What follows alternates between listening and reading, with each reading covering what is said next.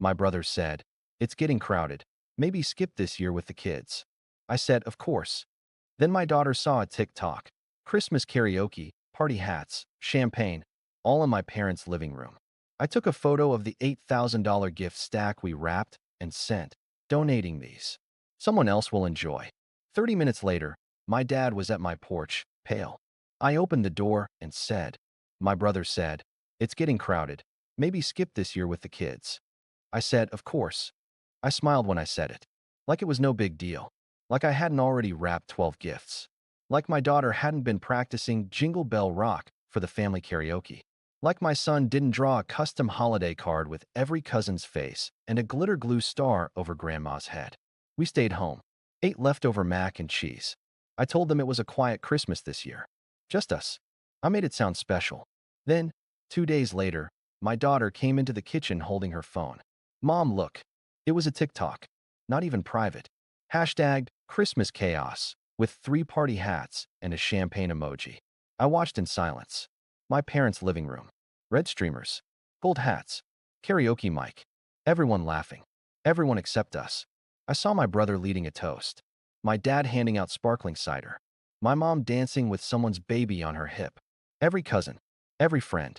Even the neighbor's teenager who once broke our window and never apologized. My daughter asked, "Why didn't they want us there?" I didn't answer. I couldn't. Instead, I walked into the living room, picked up the stack of gifts, the ones we wrapped together, labeled with names, decorated with stickers and hope. I took a photo. The caption read, "Donating these. Someone else will enjoy." 30 minutes later, my dad was at my porch. Pale. No jacket.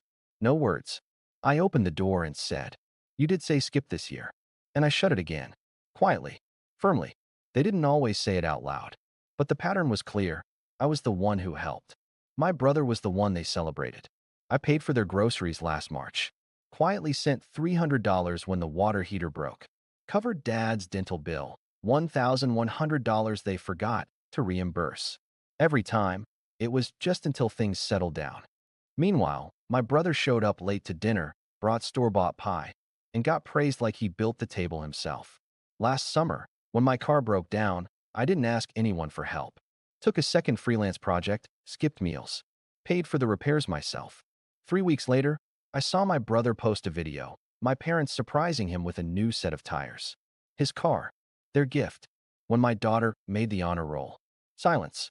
When my nephew passed summer school on the second try. Mom baked a cake. Still, I stayed quiet. Told myself they were just distracted. Told myself, next time. Then came Thanksgiving. I hosted, cleaned my entire apartment, cooked for 14 people. Turkey, stuffing, 2 pies. My daughter folded napkins into little fans. My son made place cards. Everyone came. Ate. Left. Not one person said thank you. Not one.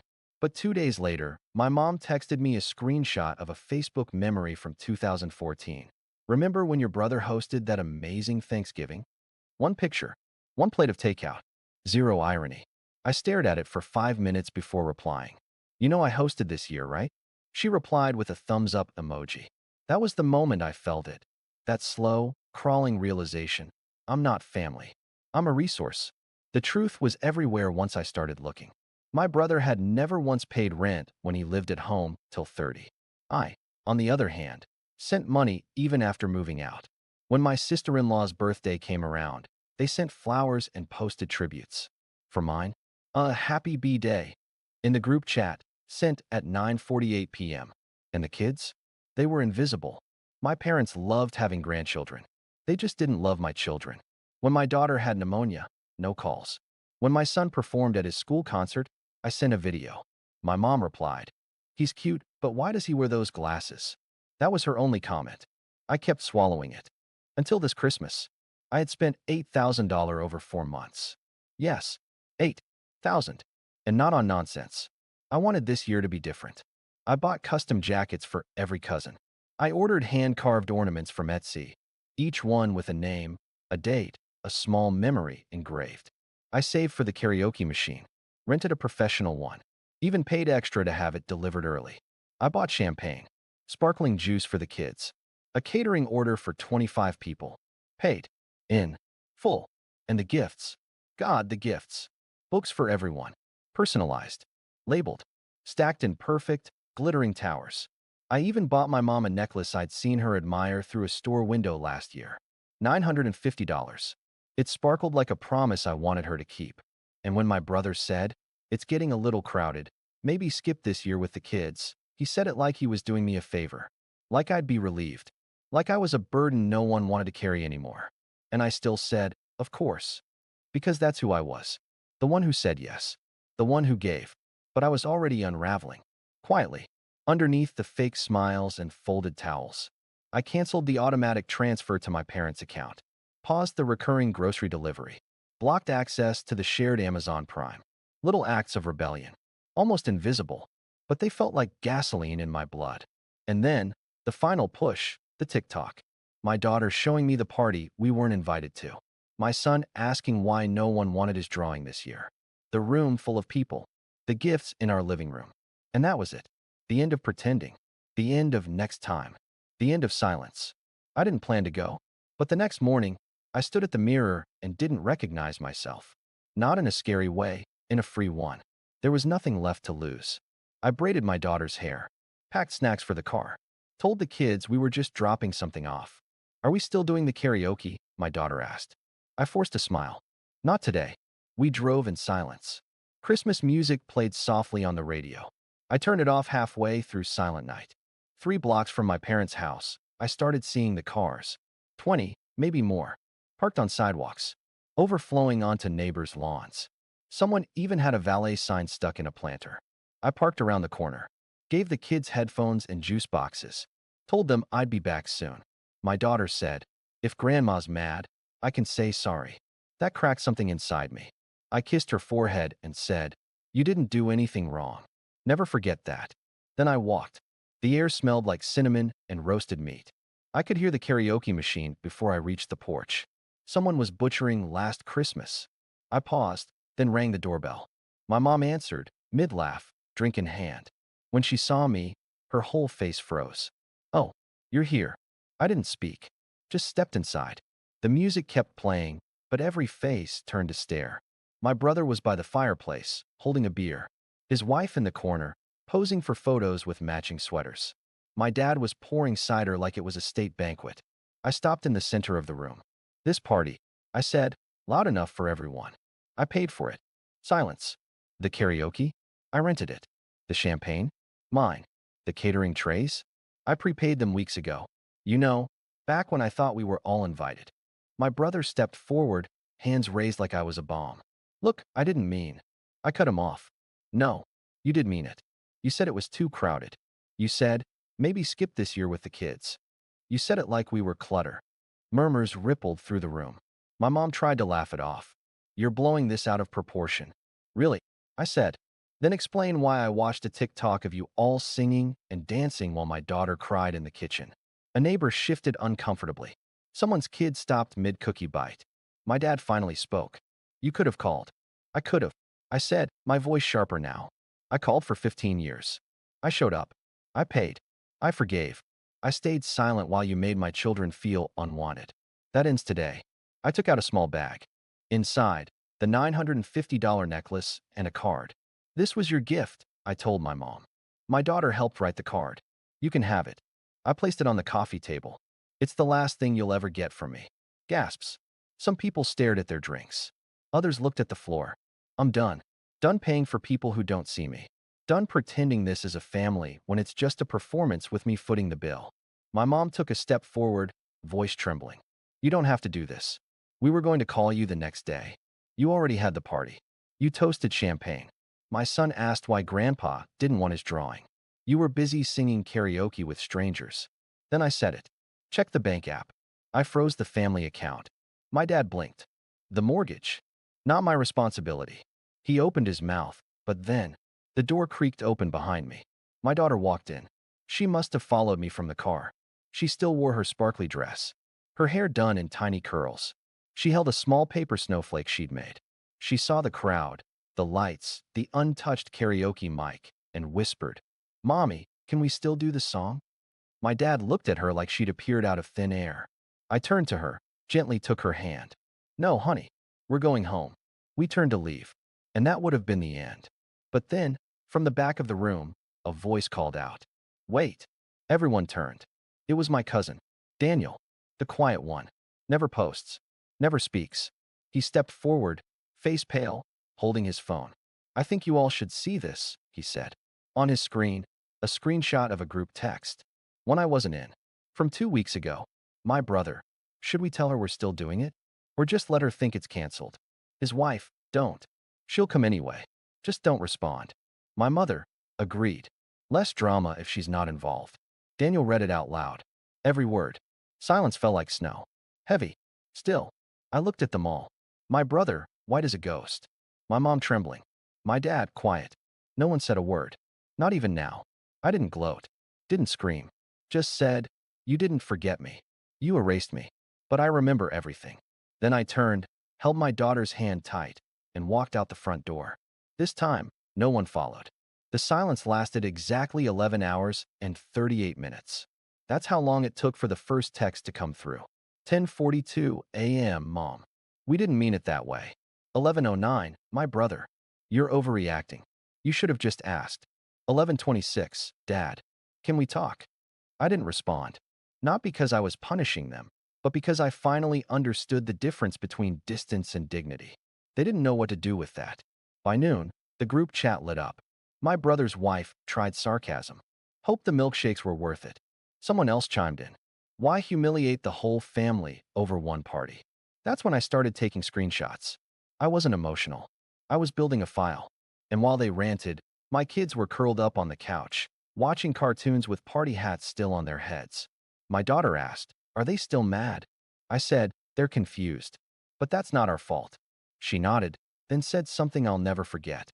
"It was a better party without them." The next day, a knock on the door. I checked the peephole. My dad. No champagne. No party sweater. Just him, in a jacket too thin for December, holding a paper bag and his guilt. I opened the door, but didn't step aside. He looked tired. "Just these," he said, holding out the bag.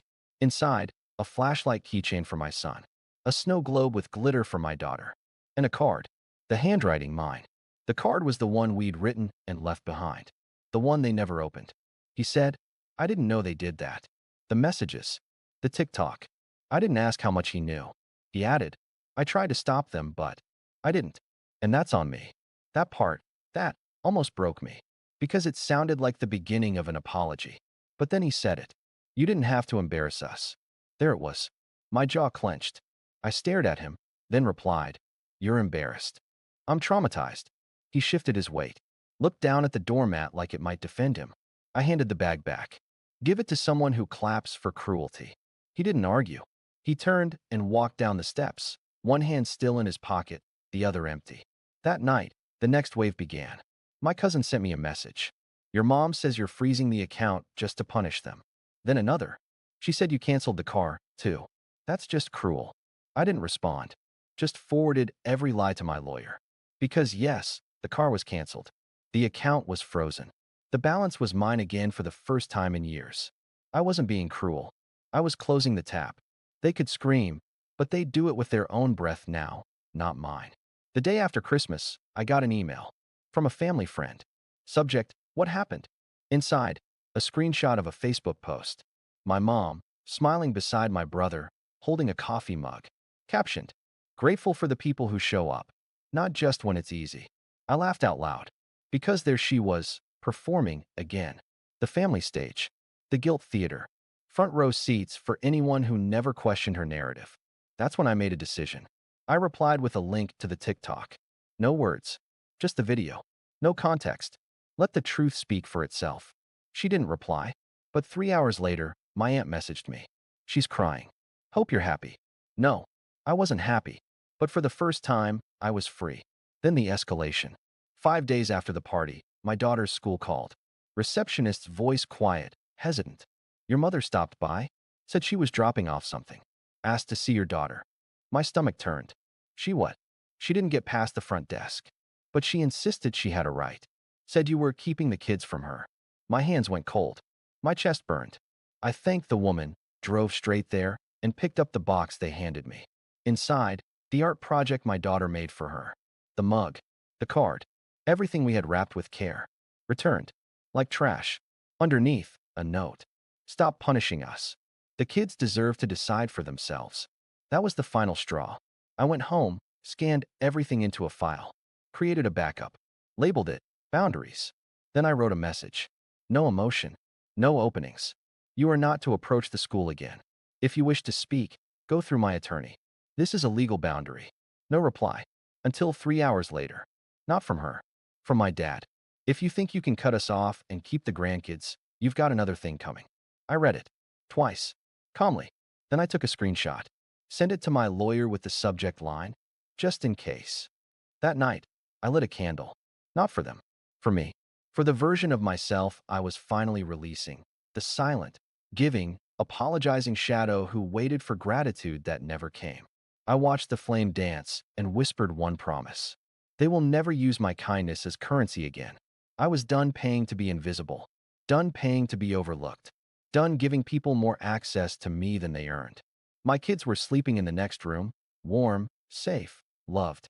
That was all I ever wanted, and everything they couldn't give. I closed the laptop, shut off the phone, turned down the lights. And in that quiet, I smiled. Not because it was over, but because I had just begun. It didn't end with fireworks. It ended with stillness. A quiet so profound, it felt like I could finally hear myself think. 3 weeks after the party, a letter arrived. A real envelope. Postmarked. My mother's handwriting across the front, curled and elegant, like she was still trying to convince the world she was composed. Inside, for photographs.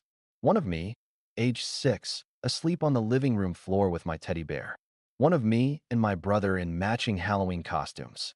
One of my kids, laughing on her porch, summer sun on their cheeks. And the last, a close-up of the wrapped gifts we'd made. The ones I never delivered.